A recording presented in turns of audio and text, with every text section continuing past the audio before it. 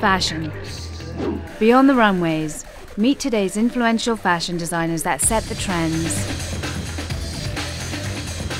Fashion designer Deborah Lindquist. Deborah creates vintage corsets that are ultra-feminine. Her unique style has made her a powerhouse in today's celebrity-obsessed age, and just as influential as the people she dresses. Pussycat Dolls, I did some costumes for them when they were doing their big tour at the Roxy. The Pussycat Doll celebrities are symbols of heterosexual idols currently defining what is sexy. I'm certainly influenced by trends. What I'm really truly interested in, what's in my heart, is making people look and feel beautiful.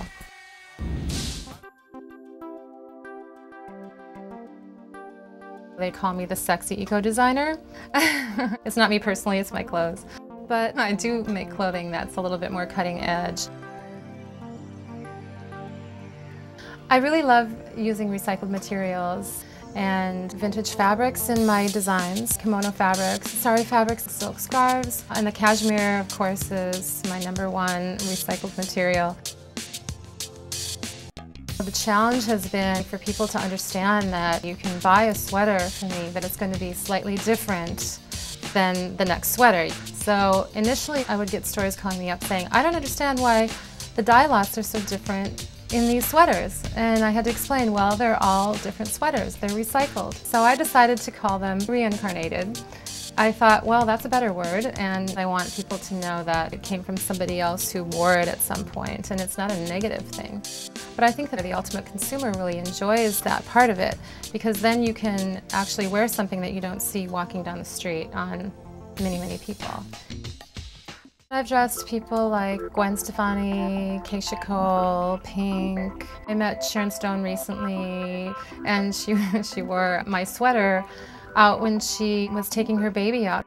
And then Hayden Panettiere from the TV show Heroes. Well, of course, Paris Hilton has some sweaters, and her dogs do too. In addition to the recycled materials, I use other eco fabrics like hemp and hemp blends.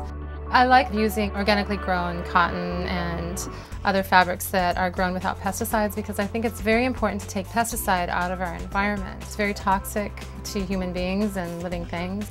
My family, we were farmers for many, many years. And, so I know all about crop rotations and certainly about pesticides. I really love hemp because hemp is naturally pest resistant and even used as a rotation crop to plant another crop the following year, corn or soybeans or whatever it is that they might rotate with that crop. That crop automatically becomes somewhat pest resistant just by the hemp being in the soil. I also use some soy and bamboo, and I'm looking for other fabrics all the time to use.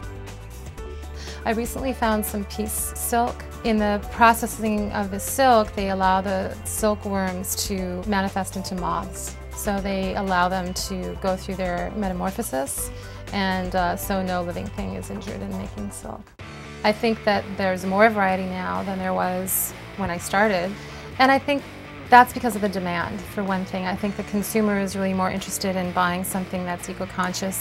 Also, when bigger companies get involved, like some of the bigger jean companies or the bigger t-shirt companies, and generate a bigger interest in that category of fashion, then I think it's really important too, because it starts to filter into middle America and people who aren't necessarily buying high fashion, but they're starting to buy organic cotton jeans. You get them hooked on that, and then you can get them hooked on red carpet dresses that are eco-conscious.